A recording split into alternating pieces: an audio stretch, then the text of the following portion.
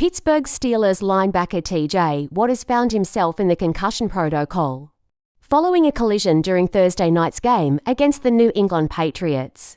The incident occurred when Patriots running back Ezekiel Elliott inadvertently kneed Watt in the face on the very first play from scrimmage. Despite the impact, Watt showed incredible resilience and returned to the field after being briefly examined by medical staff. However, as a precautionary measure, he was later placed in the concussion protocol.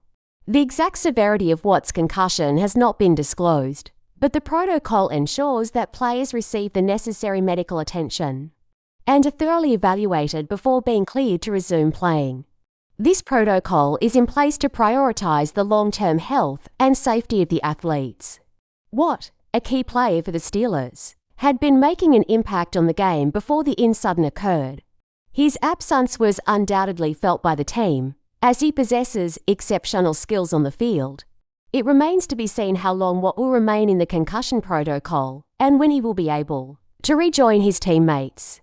This setback is a reminder of the risks that athletes face in contact sports like football, but it also highlights the importance of stringent safety measures, such as the concussion protocol, to protect players from further harm. The Steelers will be monitoring Watt's progress closely as they prepare for their upcoming games.